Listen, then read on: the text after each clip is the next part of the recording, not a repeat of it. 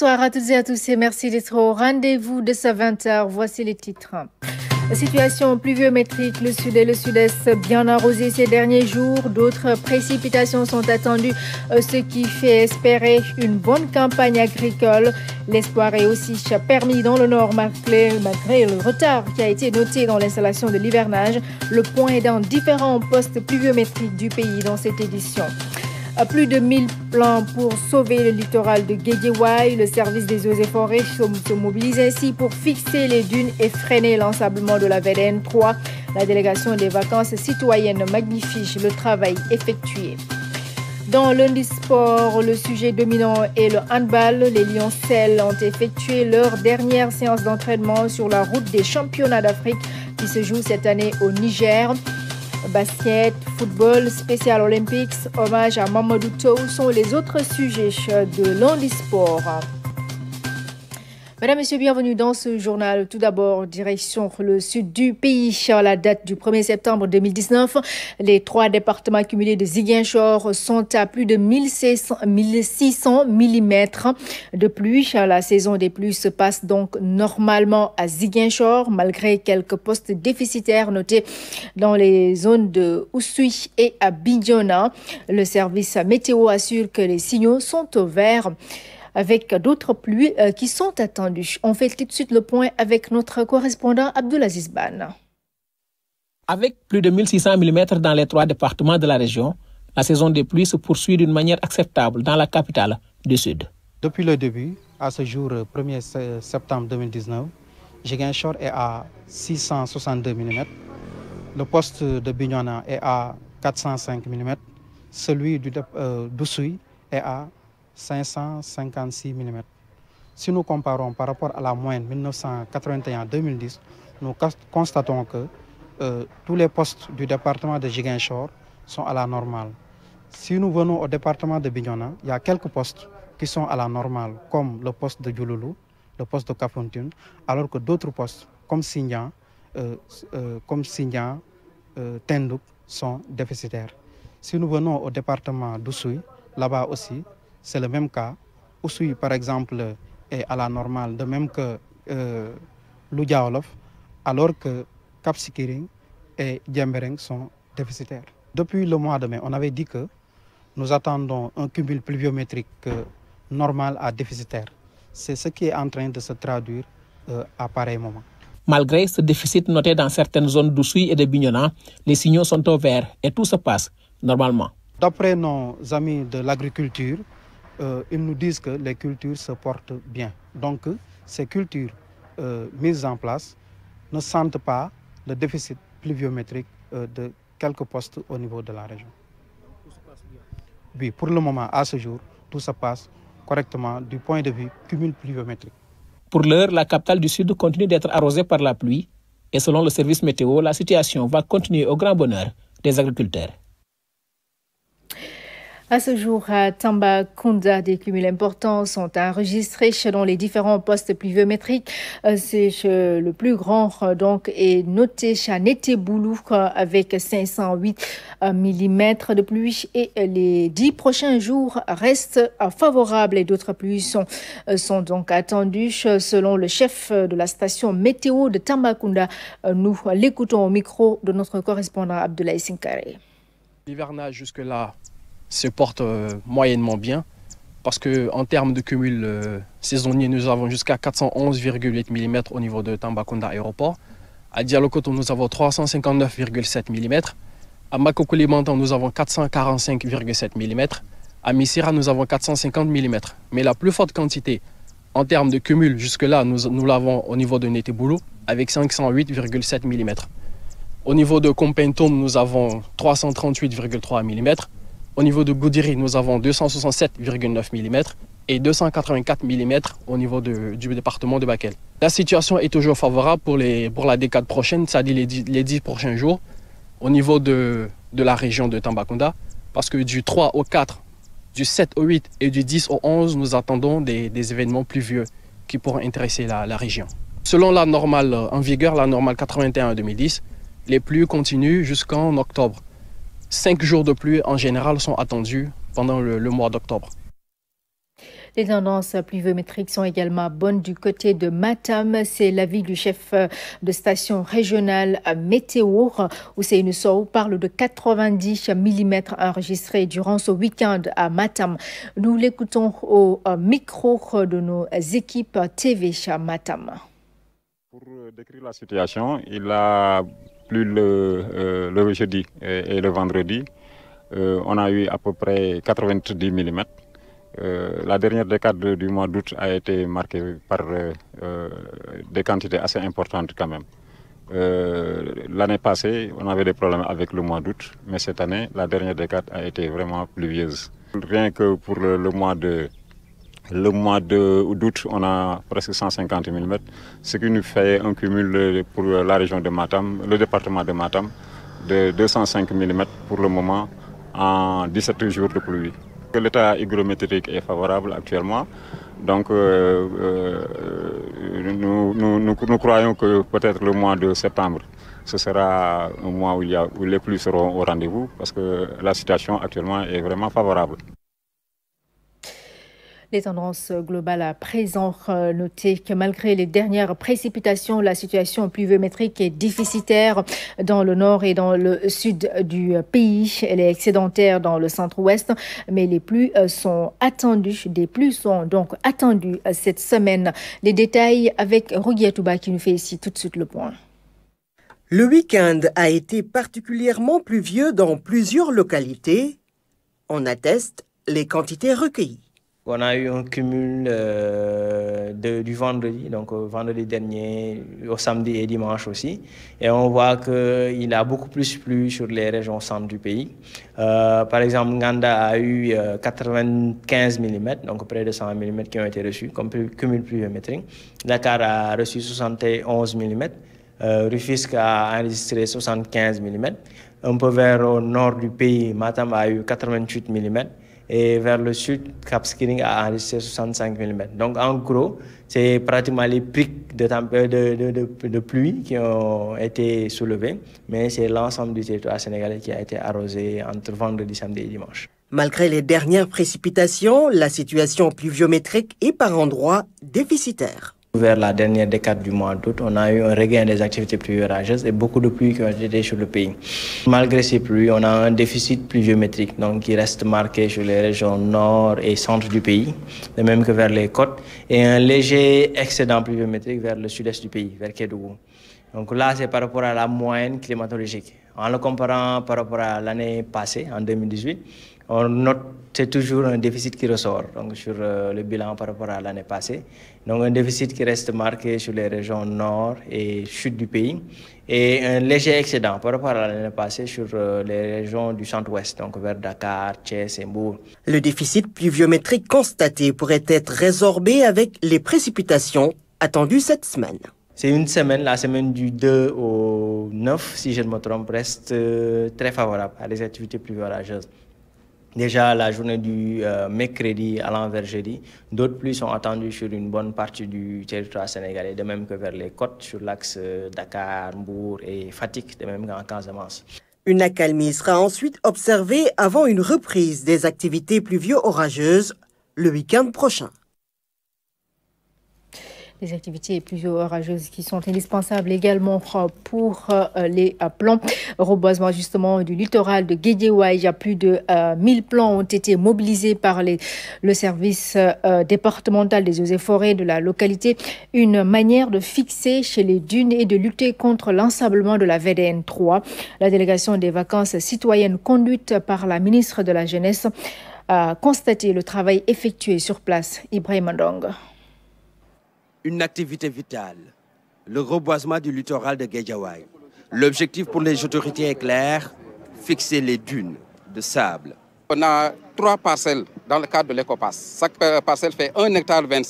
Et sur les 1,25 hectare, on a mis 2 lignes de cocotiers sur les abords de la route. 2 lignes de cocotiers avec un écartement de 7,7, ce qui nous fait à peu près sur les 321 mètres, ce qui nous fait 92 cocotiers sur chaque parcelle. Et sur la partie nord de chaque parcelle, nous allons mettre des fils à eau entre les cocotiers et la partie nord. Mais il n'y a pas que cela. Le reboisement permet aussi de lutter contre les accidents sur la VDN 3. Cette partie, c'est la bande de Filao. Et au niveau de Guédiawaye, la VDN 3 passe sur la partie nord de la bande de Filao, laissant une partie de bande de sable entre l'infrastructure routière et l'océan Atlantique. Et comme vous le constatez, c'est des dunes de sable partout. Et ces dunes de sable sont très mobiles, surtout en fin de décembre, janvier, février. Sous l'influence des alizés maritimes, on a ce sable qui se déplace, qui se mouve et qui se dépose sur la chaussée de la VDN 3. Et ça met en danger la vie des automobilistes. Cette année, plus de 1000 plans ont été mobilisés pour le reboisement des différentes communes concernées. L'idée de créer des espaces dédiés a été sortie par certaines organisations. Pour assurer la continuité et la pérennité de ces activités, des organisations se sont engagées. Et nous, on a voulu créer un cadre où toutes les conditions seront réunies pour assurer le suivi. C'est pourquoi nous avons fait des pompes pour autonomiser en eau les sites aménagés. Nous avons également amené des tentes avec des partenaires. Des activités citoyennes à haute portée symbolique. Pour l'occasion, la mobilisation des jeunes est perceptible.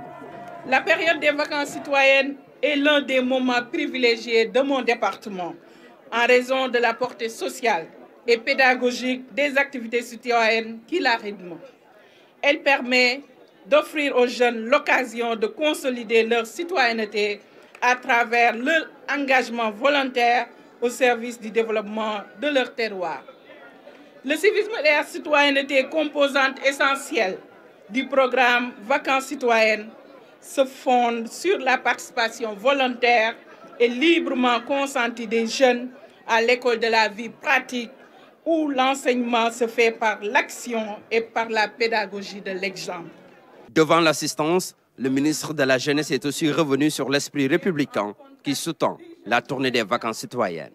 Voilà, chers jeunes, tout le sens que le chef de l'État accorde à votre mobilisation volontaire dans les domaines aussi divers que variés, tous concourant au progrès de notre nation. Chers jeunes, permettez-moi de saluer votre engagement à protéger notre littoral et notre magnifique VDN des aléas de la mer. Le programme EcoPass de reboisement de Filao et d'installation de bancs publics à partir d'objets recyclés retient toute mon attention.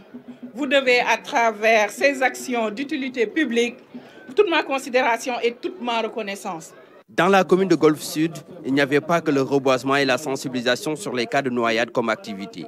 Le ministre et sa délégation ont aussi effectué une visite de stand, une manière de constater les différents articles exposés par les jeunes de Guédiawaye. Toujours dans le cadre des activités des vacances citoyennes, la délégation s'est rendue au CM Canada de Pikine-Guédiawaye. L'établissement a été totalement réfectionné par des jeunes volontaires dans le cadre du programme Pro-Banlieue. Dans cette dynamique, d'autres nouvelles salles de classe sont en train d'être construites. Nous retrouvons Ibrahim Andong. Une peau neuve au nouveau visage. Le CM Canada brille. Il a été totalement réfectionné pour mieux permettre aux apprenants d'être dans de meilleures conditions. C'était un coquillage, c'est pourquoi vous voyez que c'était des coquillages qu'on a trouvés. Mais puisqu'il y avait beaucoup de graffitis sur les murs, nous avons préféré repeindre tout pour que ça puisse harmoniser. C'est un programme qui développe des partenariats.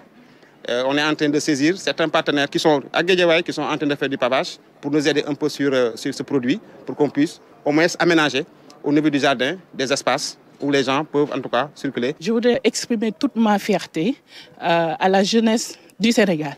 Quand je parle de jeunesse du Sénégal, c'est ces jeunes-là qui ont opté de faire du volontariat en venant participer à la réhabilitation de cet établissement. Remercier également les jeunes qui nous viennent de la Chine dans le cadre de la coopération chinoise. En plus de la réfection des écoles, de nouvelles salles de classe sont construites grâce au programme Pro-Banlieue.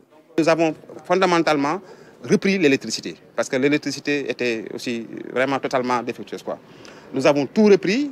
Nous avons repris la plomberie parce que les tuyaux qui étaient utilisés ici étaient de petit diamètre. Et nous avons utilisé, nous, de grands tuyaux pour permettre à l'eau, en tout cas à certains déchets, de pouvoir s'évacuer.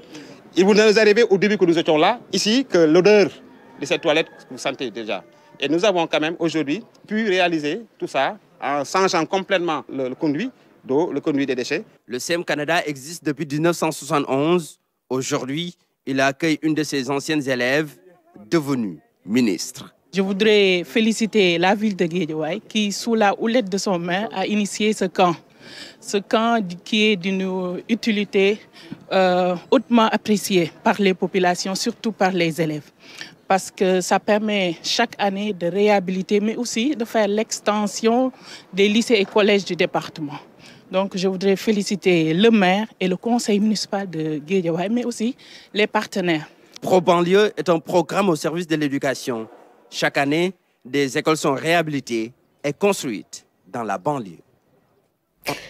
Énergie renouvelable, le programme national de biogaz a fini de se déployer dans le Wallo. Les biodigesteurs implantés dans ce cadre à Dagana ont été visités par le ministre du Pétrole et des Énergies. Ils visent à améliorer les conditions d'existence des populations rurales. Maman Moussagna nous en dit un peu plus. Le biogaz est la nouvelle trouvaille chez les Wallo-Wallo. Dans le département de Dagana, les femmes n'ont plus de difficultés pour la cuisson. Mieux, hommes et femmes peuvent en tirer profit grâce à une exploitation de la source d'énergie révolutionnaire. Les femmes ont une meilleure santé, ont des cuisines beaucoup plus propres, elles ne coupent plus le bois, donc par rapport à l'environnement.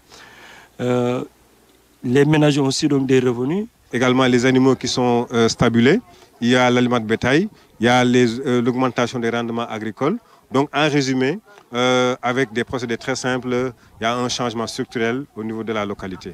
À Kermbaïfal 1 et 2 et à Arewele, le ministre du Pétrole et des Énergies a visité les biodigesteurs au nombre de 80.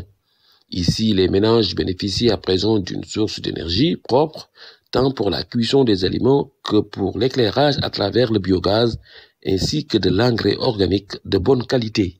Vous avez l'embryon d'une petite économie locale, certes pas très évoluée, mais qui permet de régler une bonne partie des préoccupations de ces populations-là. Surtout que si les phases tests aboutissent, le succès appelant le succès, d'autres investissements vont arriver dans ce secteur et c'est ce que nous souhaitons. Le ministre des Énergies a constaté les premiers effets de l'initiative sur les conditions de vie des populations. On ne peut pas être dans une zone comme le département de Dagana, comme la région naturelle du fleuve de façon générale, avec tout le potentiel qu'il y a dans cette région et ne pas pouvoir développer une économie locale sur la base de l'autonomisation des groupes cibles. Cela est possible avec le soutien de l'État, avec le soutien des collectivités locales, avec le soutien des partenaires financiers, comme ce que nous avons identifié aujourd'hui ici. Dans quelques années, au moins 20 000 tonnes de bois seront substituées par le biogaz comme combustible de cuisson.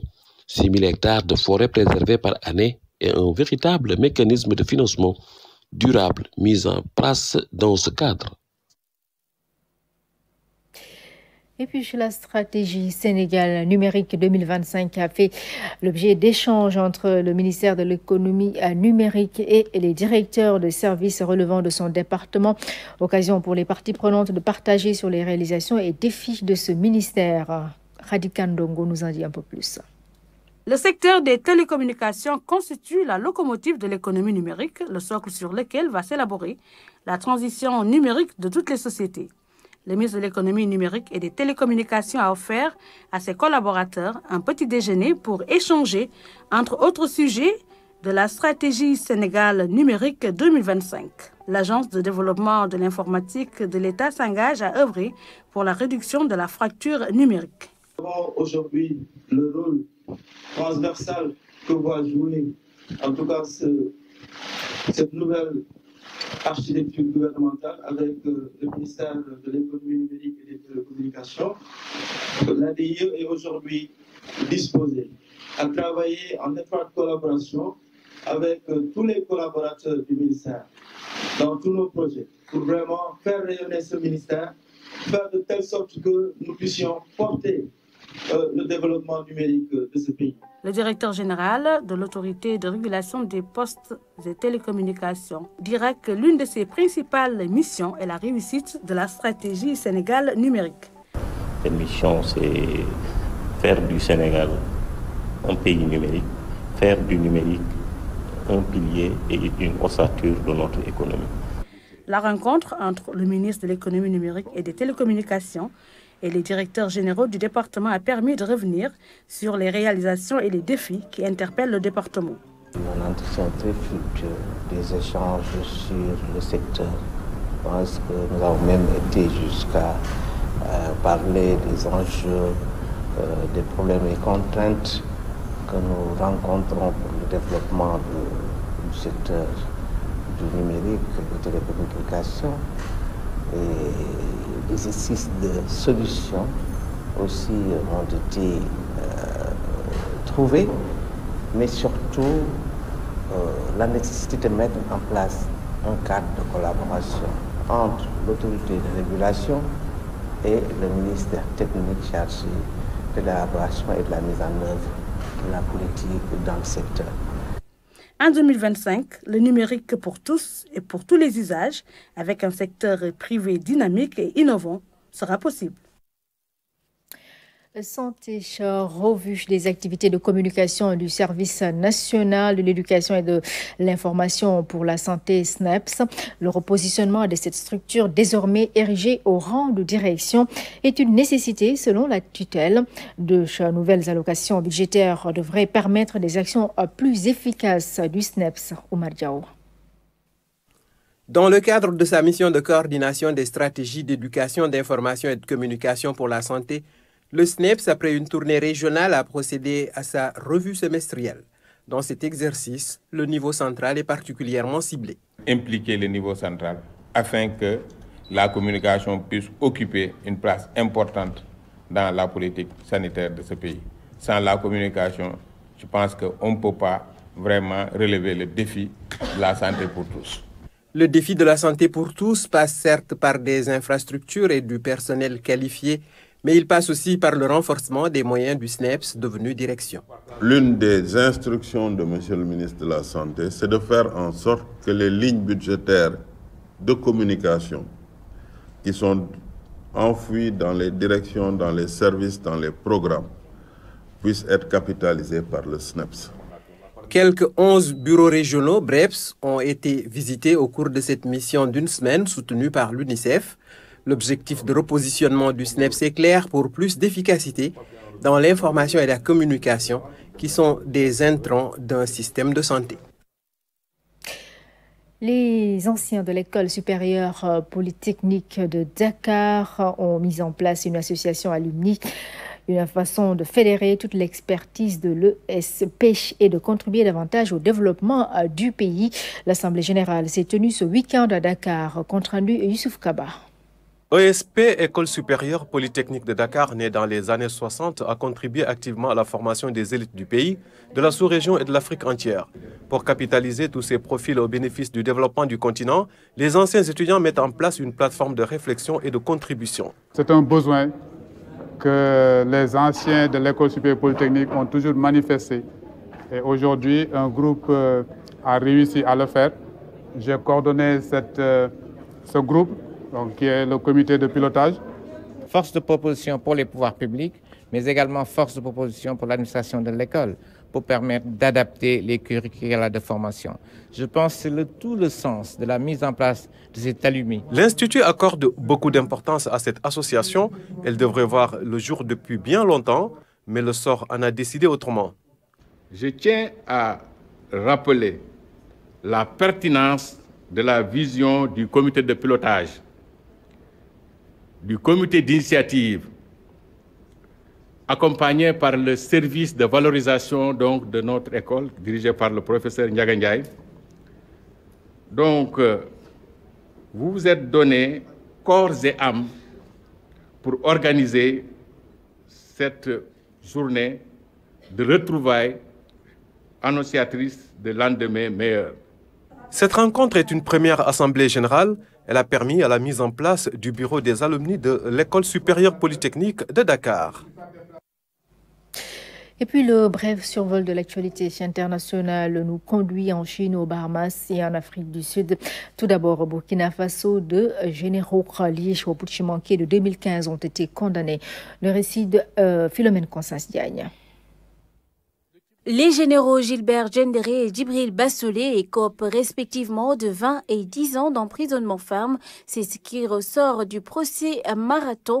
Accusé d'être les cerveaux du putsch raté de 2015, l'ex-bras droit de l'ancien président Blaise Compaoré a été reconnu coupable d'attentat à la sûreté de l'État et de meurtre.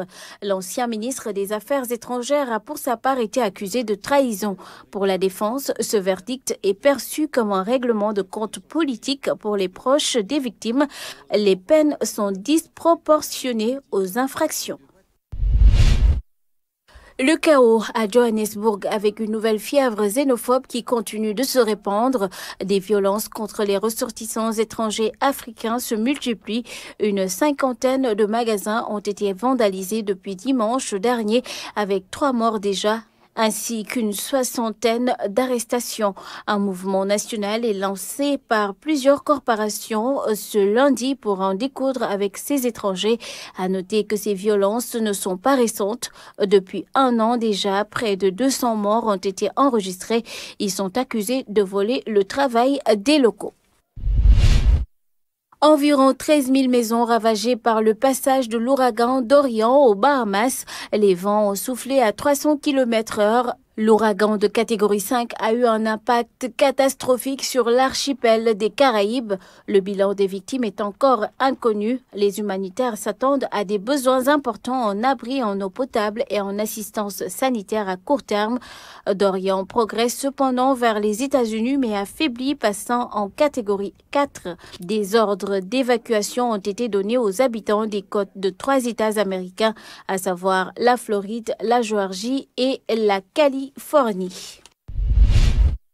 Quelques 30 000 étudiants ont manifesté aujourd'hui après un week-end marqué de violence avec les policiers. Ces derniers appellent au boycott de la rentrée scolaire destinée à durer 2 semaines. Comme lieu de rassemblement, l'université chinoise de Hong Kong, l'une des 3 plus cotées de la région administrative spéciale.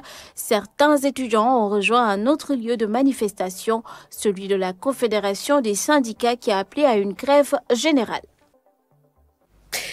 Place Lundi Sport, Louis-Philippe Sagna nous a rejoint. Bonsoir Louis-Philippe Sagna, bienvenue sur ce plateau. Bonsoir Oumou, bienvenue également. Alors pour démarrer, c'est Lundi Sport, tout d'abord du basket avec le mondial de la discipline en Chine. Les Lions du Sénégal ont été lourdement battus d'emblée. Et oui, Oumou Baldé a une lourde défaite. Première sortie, premier faux pas, 101 à 47, 54 points d'écart. Mais tout n'est pas fini selon le coach des Lions. Envoyé spécial à Dong Duan, Eladj Tchernodramé. Contre la Lituanie, on savait que ce serait un match difficile, voire perdu d'avance. Mais un tel écart, 54 points, était totalement inattendu. Entre autres explications à ce score, une mauvaise entame de match. Les Lituaniens se sont montrés très agressifs dès le départ, aussi bien en attaque qu'en défense. Après à peine 3 minutes de jeu, les 2 big men sénégalais Amady Ndiaye et Youssouf Ndoye se retrouvent avec 2 fautes chacun. La Lituanie est une bonne équipe. Et dans l'ensemble, ils étaient très bien. Et je pense que c'est anormal qu'on prend 2 fautes. Nos 2 big men prennent 2 fautes aussitôt dans le match. Mais je pense que tout ça montre qu'ils étaient plus agressifs que nous. Et tu vois, même avec leurs big men, ils ont mis trop de 3 points. Ils étaient adroits partout. Ils ont fait un bon match dans l'ensemble. Et je pense que c'est juste... il faut juste apprendre. Et, tu vois, on a encore un match après-demain et essayer de gagner ce match-là. Tafa Gaye, réaliste sur ce match et sur la compétition, juge que le score est anecdotique. Il faut tout de suite passer à autre chose. Et c'est déjà le prochain match. On ne s'attendait pas à un score de 100 à 47, mais on savait qu'il faut être réaliste. La Lituanie est plus forte que nous, dans tous les domaines. Il fallait jouer avec un état d'esprit. Mais je pense que aussi par rapport à ce que nous avons fait pendant la préparation, aujourd'hui on a déjoué. On n'était pas dans le bon rythme, on n'était pas dans la dureté, on n'était pas dans les bons choix. Et donc logiquement, la Lituanie nous a vraiment dominés. N'ayons pas honte de reconnaître qu'ils étaient beaucoup plus forts que nous. Et moi, je pense que le score, il est anecdotique parce que perdre un match de 15 points ou de 30 points, On a perdu. Il faut se remobiliser, le plus important, pour essayer d'être meilleur le match suivant. Les Lions vont vite oublier ce match et rebondir dans une poule dite de feu. Prochain adversaire, l'Australie, autre mastodonte du basket mondial. Et justement, c'est pour quand ce match Sénégal-Australie? Ce match est prévu demain à 7h30. Donc l'Australie classée 11e FIBA. 7h30 heure locale. Heure de Dakar. Ok, GMT. GMT, voilà. Basket toujours, Louis-Philippe Sagna, avec la remise d'attestation à 85 élèves du centre de formation Anne-Marie Dior. Et oui, le centre de formation Anne-Marie Dior qui renoue avec la tradition, un camp de basket au profit des meilleurs élèves passionnés du ballon orange. Au nombre de 85, ils ont reçu leur parchemin après un mois de formation, nous dit Fatoumata Savané. De la joie et de la fierté en recevant leurs attestations. Un mois passé à jouer au basket, mais aussi à consolider les acquis scolaires. Allier sport et études, Mampenda l'a réussi. J'ai participé à ce camp basket pendant 4 ans. Ça m'apprend à allier sport et études. Je faisais la 3e l'année dernière et je m'en suis sortie d'office. Et je peux dire que c'est grâce au basket car ça m'apprend à respecter et à m'organiser chaque jour. Comme elle, ses camarades ont également vécu leur passion et les bonnes notes sont exigées au centre de formation Anne-Marie Dior. Les parents applaudissent. La priorité pour eux, ce n'est pas seulement le sport. C'était encourager les enfants pour aussi les études, les éduquer. Parce qu'on sait que nous tous parents, on n'a pas souvent beaucoup de temps. Ce qui m'a beaucoup impressionné, le coach leur demandait les résultats des résultats scolaires. Sinon, elle n'allait pas passer. Et là, je me suis rendu compte que c'est très important pour elle. Donc, c'est pour cela que je remercie le centre basket Anne-Marie Dior. Diplôme de reconnaissance. Ces attestations sont également des diplômes de reconnaissance pour ceux qui ont bien travaillé à l'école. C'est très important car on tient à ce que les enfants continuent leurs études au cas où ils ne feront pas une bonne carrière dans le basket. Pour offrir cette formation, il a fallu aux dirigeants de réfléchir à accompagner les jeunes dans leur discipline préférée en leur inculquant des valeurs. Lorsque nous jouions au basket, on n'avait pas ce genre de formation. Car, au-delà du basket, les enfants peuvent débattre de thèmes d'actualité. Ils ont aussi de grandes discussions. On les éduque en gros. Ils sont 85 au total à recevoir cette attestation et le camp de basket Anne-Marie Dior accueille de plus en plus la petite catégorie. Ceci pour assurer une bonne relève dans le basket sénégalais. On va à présent changer de discipline du Philippe Sagna pour parler de handball. Les Lioncelles se sont envolés pour Niamey pour le compte de la 26e édition des championnats d'Afrique. Et oui, bien sûr, elles vont prendre part à la 26e édition de ce championnat. Leur dernière séance d'entraînement s'est déroulée à Thiès. François Sec nous fait le résumé.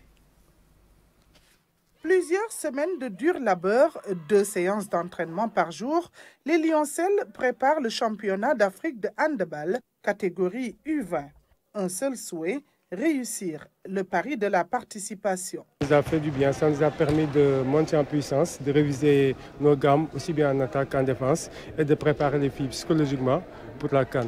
Inch'Allah, osons espérer vraiment que toutes les attentes placées en nous, qu'on puisse les réaliser là-bas, Inch'Allah. On est en train de travailler depuis pas mal de temps, et avec aussi la venue du sélectionneur A, on a formé un staff vraiment très compact qui nous a permis vraiment d'échanger et de trouver la bonne formule pour mettre les filles dans de très bonnes conditions de performance. Les filles sont avec détermination, avec engagement, ambition, envie de gagner. Nous sommes dans de très bonnes conditions.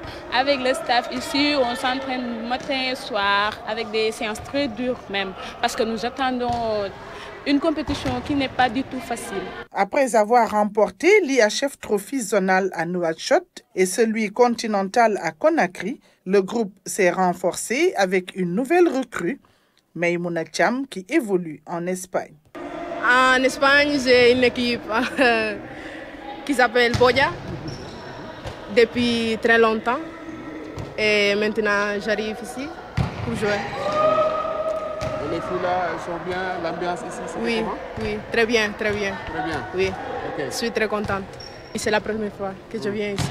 Logé dans le groupe A, en compagnie de l'Angola, le Congo, la Guinée, le Sénégal a l'ambition de se qualifier à la Coupe du monde de handball de la catégorie. Je vois que nous avons une très bonne équipe. On a une équipe qui est assez compétitive. Elles vont rencontrer le meilleur de ce qui se fait en Afrique. Ce groupe que vous voyez, c'est un groupe qui est déjà allé en 2015 à Abidjan, mais en Coupe d'Afrique des Nations cadettes. L'objectif visé ici, par rapport à les Lioncelles, je l'ai dit aux entraîneurs, c'est d'être sur le podium. Quand on est sur le podium, on est qualifié à la Coupe du monde de la catégorie, ce qui serait aussi une première pour l'équipe nationale du Sénégal en U20 filles. La 26e édition du championnat d'Afrique de handball se déroule à Niamey du 4 au 15 septembre 2019.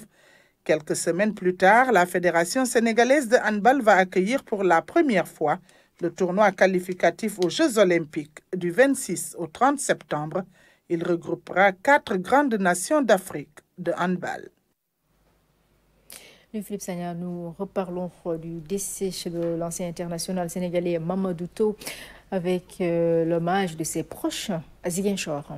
Et oui, Mamadou Tau n'est plus à Ziguinchor. Les témoignages sur l'homme sont unanimes. Ses anciens coéquipiers et dirigeants retiennent de lui un joueur talentueux et exemplaire. Voici Seydou Sané, président du Casa Sport, Noah Sissé, ancien président du Casa Sport, et Demba Ramata Ndiaye, son ancien coéquipier, au micro de Abdul Aziz Ban. C'est quelqu'un avec qui on a cheminé, on a passé de très bons mois ensemble et qui me respectait beaucoup, qui m'écoutait beaucoup.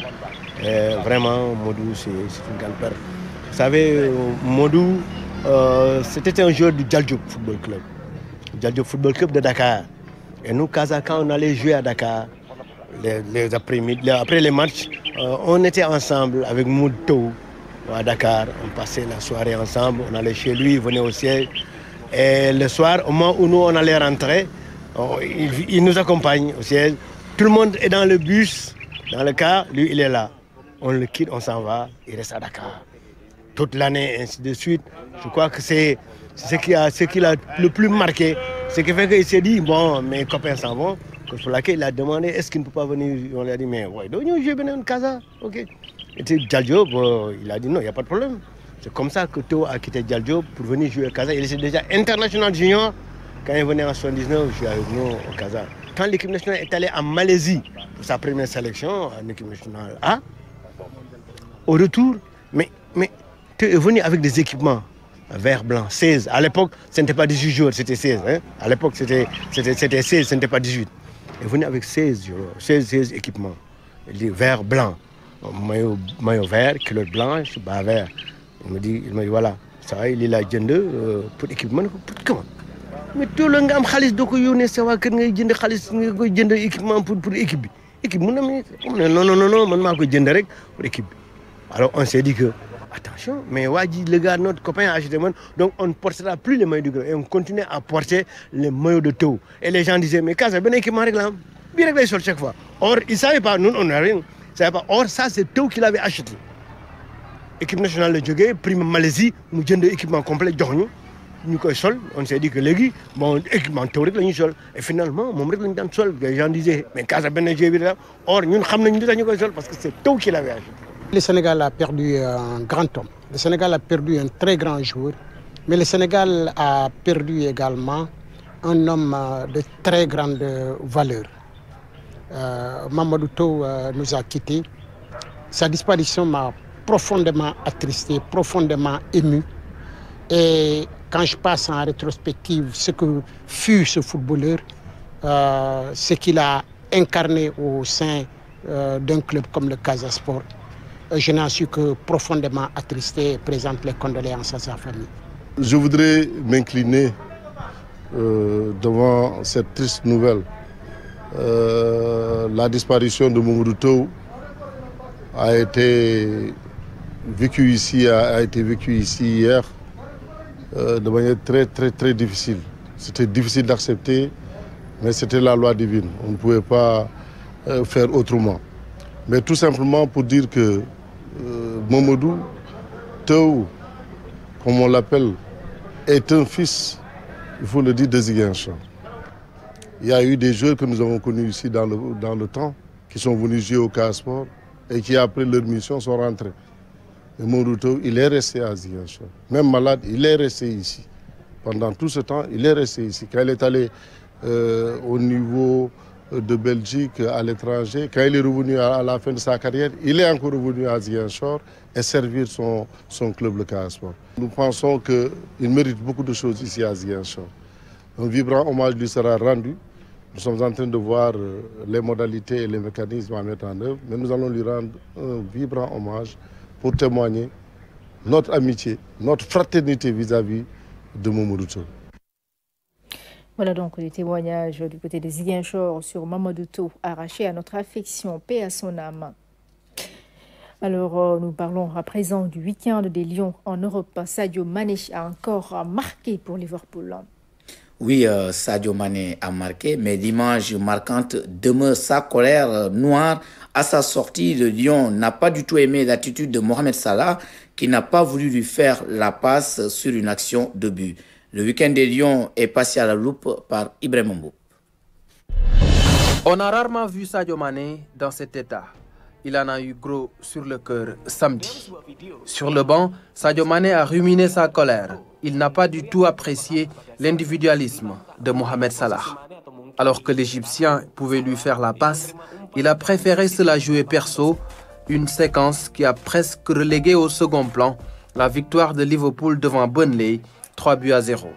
Sadio Mané a inscrit le deuxième but des Reds sur une passe décisive de Roberto Firmino.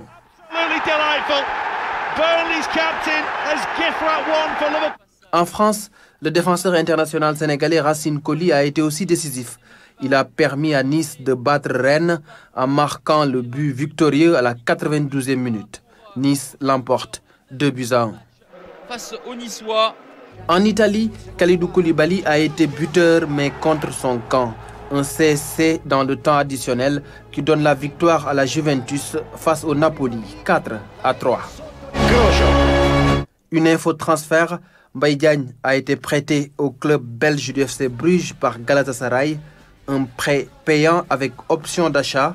Meilleur buteur du championnat turc avec 30 buts la saison passée, Mbaye Diagne fait les frais de l'arrivée de Falcao sur les bords du Bosphore. Au football toujours, Philippe Sagnard, pour finir cette fois-ci en bref, FIFA The Best. Le trio est connu. Et oui, donc avant de parler de cette brève, rappelez que le marché des transferts, la clôture, c'est dans un instant, c'est à 0h, à minuit. Donc, il y a un dossier très chaud, le dossier Neymar, partira ou partira pas au Barça, ou va rester au Paris Saint-Germain. Nous en saurons beaucoup plus. Donc, sans surprise, après l'UEFA, la FIFA a conservé le même trio pour l'élection du meilleur joueur de la saison écoulée. Lionel Messi, l'Argentin, Cristiano Ronaldo, le Portugais, Virgil van Dijk, le Néerlandais. Donc FIFA The Best, c'est pour le 23 septembre prochain. Donc une autre déception, Oumou, pour ceux qui ont suivi l'excellente saison de Sadio Mané. La voie est donc tracée pour le Néerlandais Van Dijk, élu récemment meilleur joueur UEFA. Donc pour le Ballon d'Or, ce sera connu en janvier prochain. Merci beaucoup, Philippe Sagnard, pour toutes ces informations sportives. Mais restez avec nous pour suivre cet autre sujet qui vous parle sûrement, parce que j'imagine que vous avez déjà effectué le pèlerinage catholique, justement, les échos des pèlerins catholiques sénégalais après Jérusalem. Après Jérusalem, ils ont visité d'autres lieux saints, tels que Césarée maritime. Nous retrouvons nos envoyés spéciaux, Jérôme Gomis et Anis Nyanyamane. Dans leur démarche de foi en Terre Sainte, les pèlerins catholiques sénégalais étaient au Mont Carmel, lieu où s'était produit le sacrifice du prophète Élie, 9 siècles avant Jésus-Christ. Pour nous, les chrétiens, qu'est-ce que ça signifie justement, cette attitude du prophète Élie envers Dieu? Cela veut dire que dans nos prières, dans nos démarches de relation avec Dieu, ce qui importe, c'est la disposition du cœur.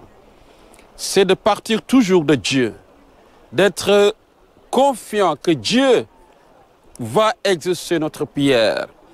Mais certainement, il y a auparavant une disponibilité du cœur qu'il faut avoir pour que Dieu puisse exaucer. nos prières. Alors comme le prophète Élie, en priant, tenons-nous prêts à acquérir justement cette grâce de Dieu et laissons Dieu agir.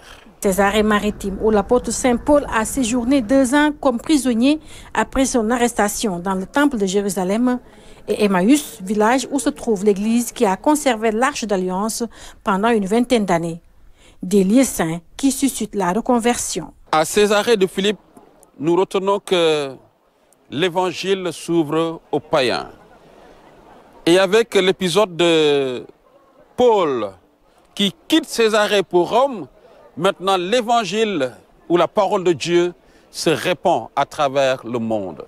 À Emmaüs, dans Nazareth, une messe a été dite dans l'église Marie-Reine de l'Arche d'Alliance, vénération et recueillement pour vivre les temps forts du pèlerinage en Terre Sainte. Voilà, ici se referme cette édition. Mesdames, Messieurs, merci à vous d'avoir été au rendez-vous. Très belle soirée sur la RTS.